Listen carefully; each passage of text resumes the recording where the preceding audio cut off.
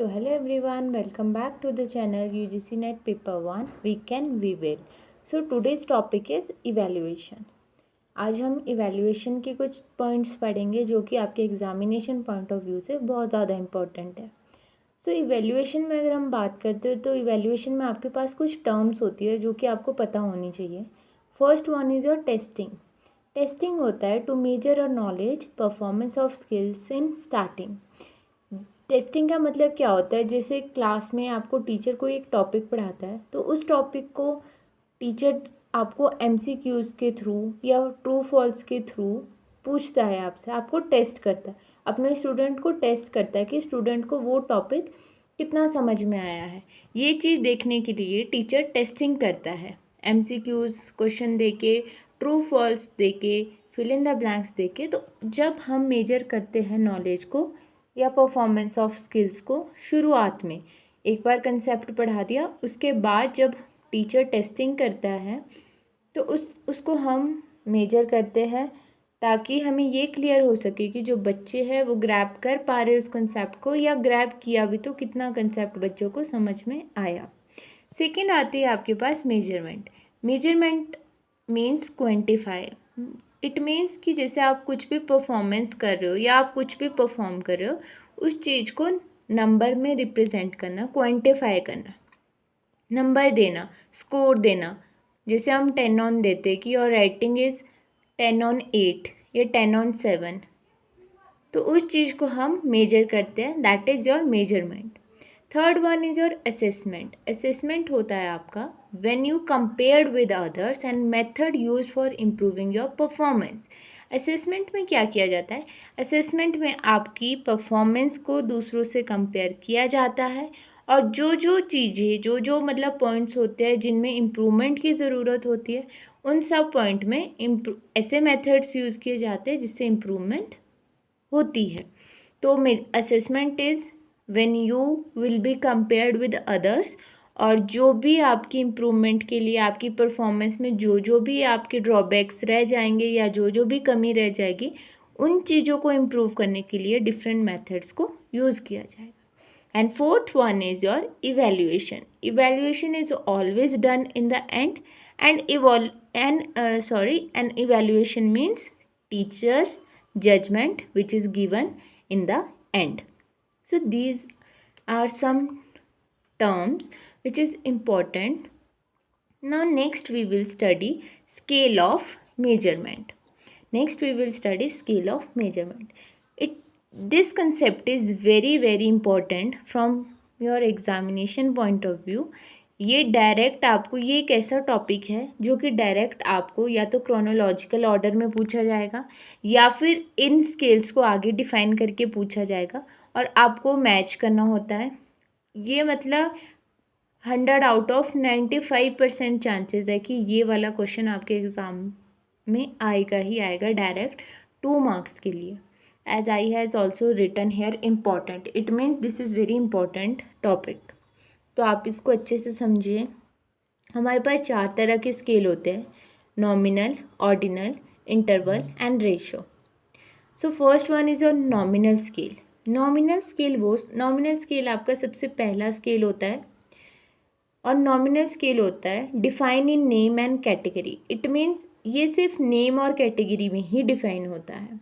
Like for example, आप इन सब के एग्ज़ाम्पल याद रखना, क्योंकि अगर आप एग्ज़ाम्पल याद रखेंगे तो आप डायरेक्टली मैच कर पाओगे अपनी ऑप्शंस के साथ. अदरवाइज़ कई बार ऐसा होता है कि हम इनको डिफ़ाइन करने के लिए हम थोड़े कंफ्यूज हो जाते हैं कि कौन सा वाली डेफिनेशन किसकी होगी. इसलिए आप थोड़ा एग्ज़ाम्पल्स के पॉइंट ऑफ व्यू से डेफिनेशन को डिफ़ाइन करना, तो आपको वो ज़्यादा ईजी रहेगा. So first one is nominal scale. Nominal scale होता है आपका जब आप नेम और कैटेगरी में ही डिफाइन करते हो. फॉर एग्ज़ाम्पल, जेंडर है जैसे आपके पास, तो gender is your male, female और थर्ड वन जेंडर, या येस नो या फिर ट्रू फॉल्स. इस तरह से जब हम कैटेगरी दे देते हैं, स्पेसिफिक कैटेगरी देते हैं, तो वो आपका नॉमिनल स्केल में आता है.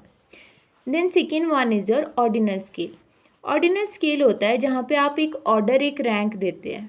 जैसे आप क्लास में टीचर आपको कहता है कि सबसे जो बच्चा जिसकी हाइट सबसे ज़्यादा लंबी है उससे आप खड़े होना स्टार्ट हो जाओ। उससे आप एक लाइन बना लो, तो टॉलेस्ट टू स्मॉलेस्ट आप जा रहे हो या स्मॉलेस्ट टू टॉलेस्ट जा रहे हो, ये सब चीज़ें आपकी, एक आप ऑर्डर में आ रहे हो, एक आपको रैंक दिया जा रहा है। या क्लास में जब बच्चों के लास्ट में इवैल्यूएशन होती है, बच्चों के मार्क्स आते हैं, तो एक रैंक दिया जाता है कि कौन रैंक 1 में है, 2 में, 3 में, इस तरह के रैंक्स दिए जाते हैं। तो ये सब चीज़ें आपके ऑर्डिनल स्केल में आते हैं। Then third one is your interval scale. Interval scale होता है आपका equal units. It means your achievement, your performance and your IQ score. IQ score जैसे मतलब फॉर एग्जांपल, जैसे रूम का एक टेम्परेचर है, पहले 10 था, 1 घंटे बाद 20 हुआ, 1 घंटे बाद 30 हुआ। तो इस तरह के जो एक इक्वल इंटरवल है, जो एक इक्वल इंटरवल से वो इंक्रीज हो रहा है टेम्परेचर, इसलिए इसको हम इंटरवल स्केल कहेंगे। सो nominal, ordinal and interval. And your fourth one is ratio scale. So fourth one is your ratio scale. Ratio scale means all properties along with 0 point on scale. मतलब हर एक चीज़ की starting point 0 होगी। जैसे आपका measurement करोगे आप किसी बच्चे की, फॉर एग्जांपल आप मेज़र करो किसी बच्चे की हाइट को, तो 0 से स्टार्ट करोगे ना। वेट को मेजर कर रहे हो तो 0 से स्टार्ट करोगे। ऐसा तो नहीं करोगे कि 15 kg से स्टार्ट कर रहे हो फिर उससे चढ़ा रहे हो, पहले 15 kg आने दे रहे हो फिर उससे नहीं।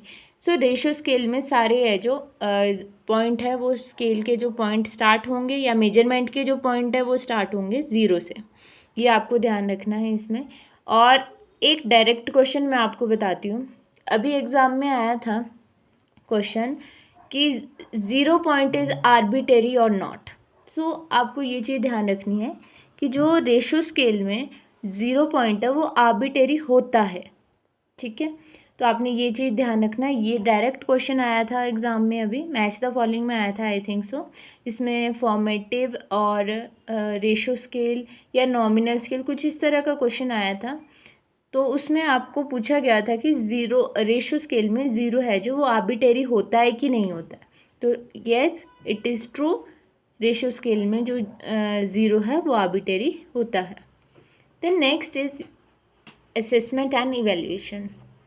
As I have already told you कि इवैल्यूएशन होता है जब आपको कंपेयर किया जाता है 2 या 2 से ज़्यादा लोगों के साथ, और आपको मतलब आपकी एक इम्प्रूवमेंट होती है, एक तरह की इम्प्रूवमेंट होती है। जो भी आपकी मतलब कमी रह जाती है परफॉर्मेंस में, या जो भी आपको जिस भी चीज़ में आप रह रहे हो, लैकिंग बिहाइंड रह रहे हो, उन सब चीज़ों में आपको इम्प्रूव करवाया जाता है डिफरेंट मेथड्स के थ्रू। और इवैल्यूएशन होता है टू जज क्वालिटी। जो इवैल्यूएशन है वो आपका जजमेंट ऑफ वैल्यू होता है और एट द एंड होता है। असेसमेंट प्रोसेस रहता है आपका planning, collecting, analysing and reporting. But in case of evaluation there is a process of planning, implementation and feedback. So ये सब कुछ मेन टर्म्स हैं जो कि आपको पता होनी चाहिए एग्जामिनेशन पॉइंट ऑफ व्यू से। असेसमेंट क्या होता है, इवैल्यूएशन क्या होता है, आपका मेजरमेंट के स्केल्स क्या होते हैं, ये सब चीज़ें, टेस्टिंग क्या होता है, तो ये सब चीज़ें आपकी इम्पॉर्टेंट है। जो असेसमेंट प्रोसेस है और इवैल्यूएशन प्रोसेस है ये ज़्यादा इतना इम्पॉर्टेंट नहीं है, लेकिन आप एक बार गो थ्रू हो जाना। अब हम फर्दर कुछ टाइप्स और पढ़ते हैं इवैल्यूएशन के। हम पढ़ते हैं अब हम CCE के बारे में, continuous, comprehensive and evaluation. National curriculum framework ने 2005 में बात की गई थी ओवरऑल डेवलपमेंट ऑफ स्टूडेंट की। NCF ने बात की थी ओवरऑल स्टूडेंट की डेवलपमेंट के लिए, इसलिए उन्होंने एक रिकमेंडेशन दी थी CCE की। CCE होता है continuous, comprehensive and evaluation. Continuous का मतलब क्या होता है कि regular and continuous activities conducted throughout the year to achieve all round development. Continuous में क्या बताया गया था कि पूरे साल के सेशन में बच्चों को एक रेगुलर एंड एक मतलब हर एक इंटरवल पे रेगुलर बेसिस पे, कंटिन्यूअस बेसिस पे एक्टिविटीज़ करवाई जानी चाहिए थ्रू आउट द ईयर, ताकि बच्चों की ओवरऑल डेवलपमेंट है जो ऑल राउंड डेवलपमेंट है जो वो हो सके। Second is comprehensive. कॉम्प्रिहेंसिव का मतलब है कि mentally, socially, emotionally, physically aspect से बच्चों को डेवलप किया जाए। It means all round development होनी चाहिए।